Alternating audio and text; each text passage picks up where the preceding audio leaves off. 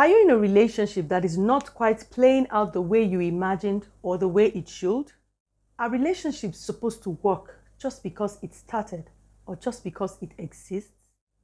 What does it take to make a relationship play out the way it was designed to? What does it take to make a relationship work? In this video, I will be sharing 5 things that you need to work on to make your relationships work so you can get the best out of them. If you love to get the scoop, stay with us. 1, 2, 3, 4.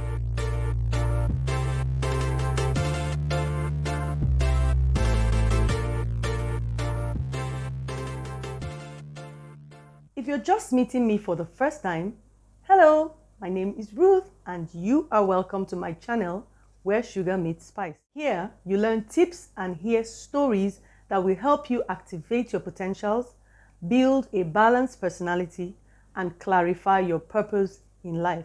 As you watch each video, you will gain insight on how to be sweet and great, which simply means how to make most of your potentials without taking away from your personality. If this is not your first time, welcome back. Thank you for watching. Thank you for liking. Thank you for commenting. Thank you for sharing. And most of all, thank you for subscribing. In my last video, I started this topic on how to make your relationships work. And I shared the basic principles that successful relationships are based on. So whether you are in a family relationship, a work relationship, a platonic relationship, a romantic relationship, the same principles apply. And when you apply them, you will see your relationships work. Before I go on, I would like to lay out a disclaimer to say that what I am sharing about relationships is what will work in ideal situations with normal people.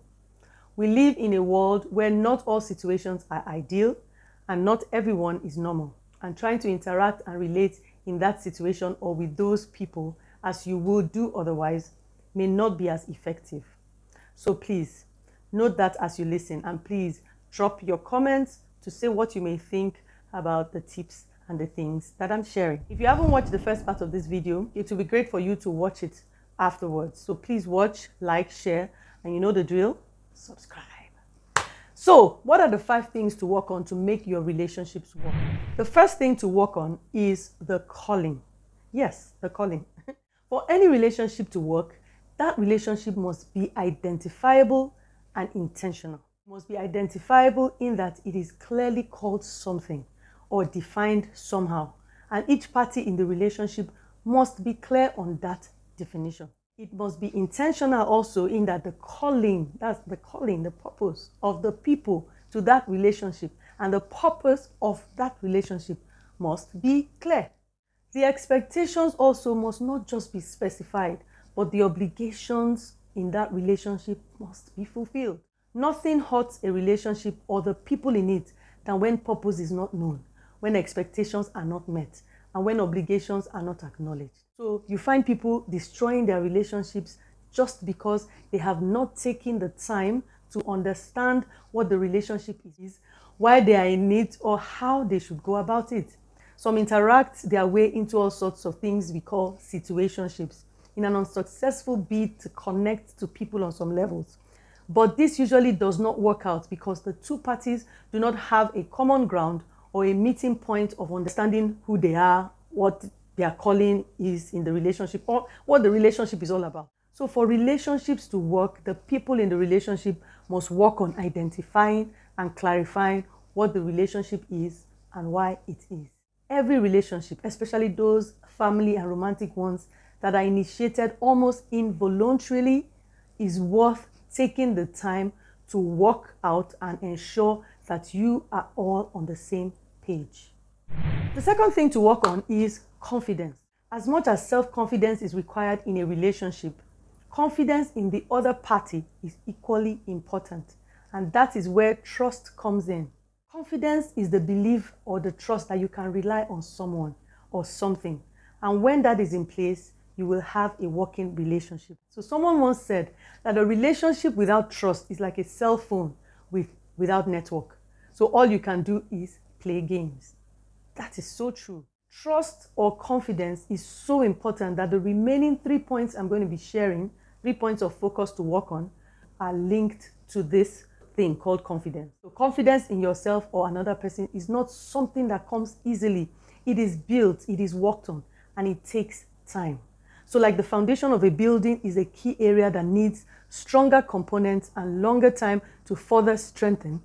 The confidence area of a relationship is a key area that requires strong components and the element of time to reinforce it so that relationships will stand or your relationship will work.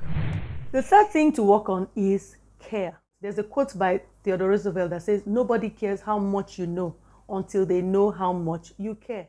Working relationships are facilitated by caring people and partnerships. To care means to feel for someone, to be concerned about someone, and to have an urge to do good to them or show kindness.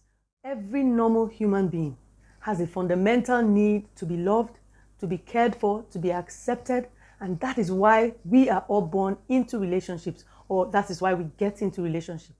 So what then is the point of being in a relationship or getting into it where there's no love, where there's no care, where there's no consideration for others? When love and forgiveness is lacking in a relationship, life is lacking in that relationship, and of course, the relationship cannot survive and it will not work. The fourth area to focus on is communication. Unless you have some supernatural mind reading powers, you cannot know what is in the mind of another person or what they are thinking. It can be frustrating to be in a relationship and not know what the other person is experiencing, what they are thinking, what they need, or to help them understand what you are experiencing or what you're thinking or what you need. Communication is the way through which we can end this frustration of not knowing what the other person is thinking. Communication is not just about talking, but it's also about listening, about engaging, about comprehending, understanding, so you can capture the accurate information being passed by the other person and to also say the right things at the right time. These are the things that make for effective communication, and effective communication makes for relationships that work. The act of communicating does not only help you understand the other person, but it also helps you feel connected in your relationship. So communication draws you closer, it makes you feel connected. The fifth area to work on is character. Character in a relationship is key because people can be difficult and relationships can be hard to manage. The characteristics of a relationship will be determined by the character or the mental and moral qualities distinctive to the individuals in that relationship.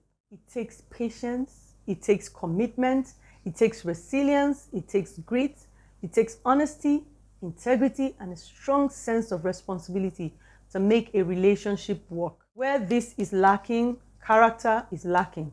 And where character is lacking, relationships will not work. So this is it for this topic. I'll see you in my next video. Don't forget to click the like button, make your comments, share this video with your friends, and also subscribe. You may also need to turn on the notification so that you can see when the next video drops. Bye for now, and lots of love with sugar, spice, and all things nice. Love you.